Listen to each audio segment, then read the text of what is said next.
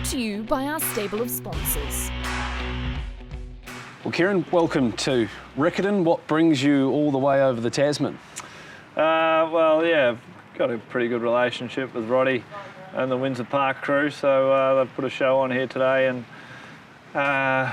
tell a few lies and sell a few nice horses. So they asked me to come over and thought it'd be a good opportunity to have a look around New Zealand for a few days. Okay, have you had many trips to Kiwi land in the past?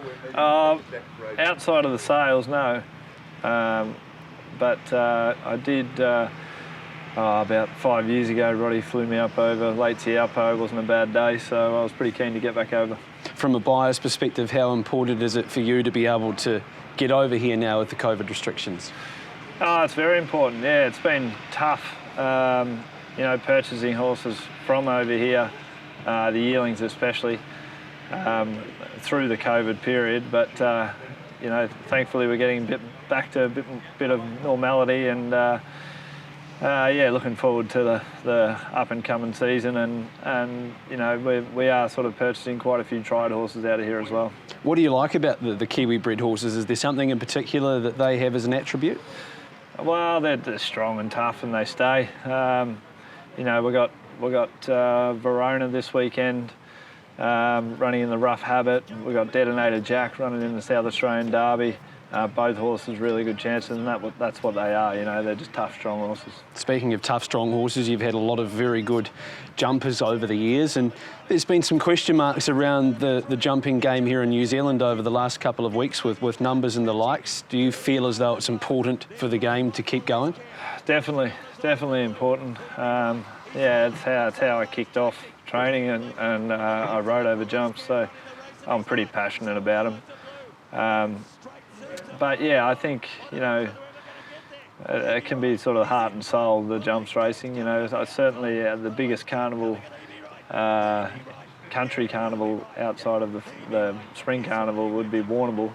And we've seen this year Oakbank lost its jumps racing, and their carnival was decimated, with crowd numbers, people attending. I only raced one horse there this year. Normally we take a team. So Warrnambool was bigger and better than ever. So that's a bit of a guide with what the jumps can add, I think. What do you feel as though needs to happen? Is it just a case of the dollar needing to be there for people? Yeah, well, they need the dollar. Obviously, that makes the world go round. If you can get the money up in all races and maybe have that carnival type setup could work here as well.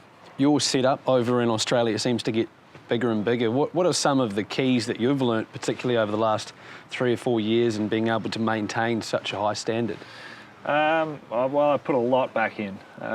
Always continually asking why, how we can do things better, why we do that. Whether it's regard to training or feeding or anything really. Buying, who we're buying off, what we're buying. So you're just constantly analysing the whole business and not resting on our laurels. And structure, I think, of the business being able to expand, I think is a key part of it. Is there something missing from the resume? Is there that one race that you're just itching to win that's not quite there yet? Melbourne Cups, haven't ticked that one off, so we've got a few others. We've got, haven't won a Doomben 10,000, we've got a runner in that this weekend, so hopefully we can keep ticking them off as we go. Well, thanks for coming over and thanks for your time. No worries, look forward to it. Cheers.